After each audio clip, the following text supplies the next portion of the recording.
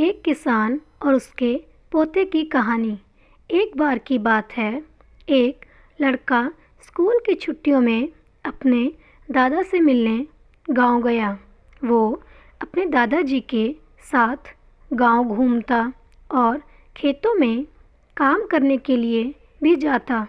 एक दिन वो लड़का अपने दादा के साथ खेत में काम करने के लिए गया हुआ था, तो दादा ने उससे शर्त लगाई कि चलो देखते हैं कि खेत की ज़मीन को फसल की बुआई के लिए कौन पहले तैयार करता है।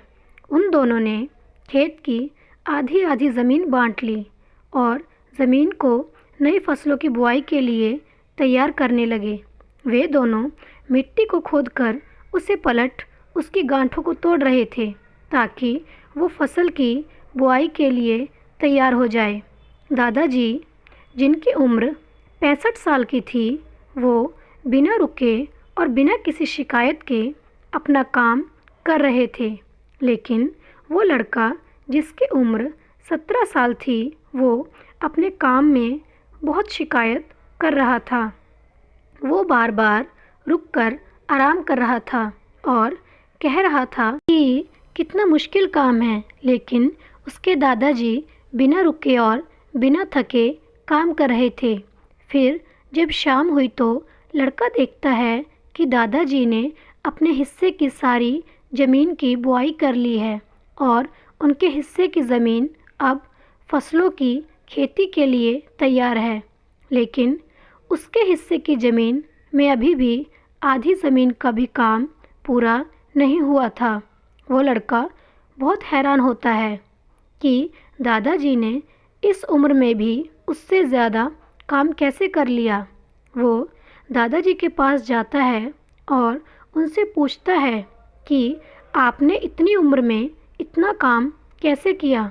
तो दादाजी ने जवाब दिया कि जब भी हम सोचते हैं कि काम कितना मुश्किल है या फिर अभी कितना काम पड़ा है, तो हमारा मन बहाने बनाने लगता है।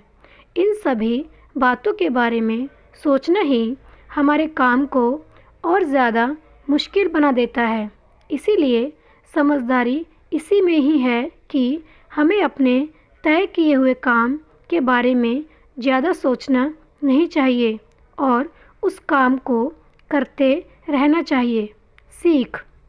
इस कहानी से हमें ये सीख मिलती है, यदि हम तय किए हुए काम के बारे में ज़्यादा सोचते हैं तो वो काम हमें बहुत ज़्यादा कठिन लगने लगता है। इसीलिए हम अपने काम के बारे में ज़्यादा सोचना नहीं चाहिए, बल्कि उसे शुरू करके ख़त्म करना चाहिए। तो दोस्तों, ये थी हमारी आज की कहानी। अक्सर मेरे साथ ऐसा ही होता है। मैं कोई भी काम के बारे में सोचती रहती हूँ, लेकिन वह पूरा नहीं हो पाता। अगर आपके साथ भी ऐसा ही होता है तो हमें भी इस कहानी से सीख लेनी चाहिए। आशा करती हूँ आपको मेरी यह कहानी अच्छी लगी होगी। अगर थोड़ी सी भी अच्छी लगी है तो प्लीज़ जाने से पहले मेरे चैनल को सब्सक्राइब कर लेना, लाइक कर दें और शेयर कर दें। आपको बहुत धन्यवाद होगा। मिलते हैं अगली कहानी के साथ। तब तक के लिए बाय बाय।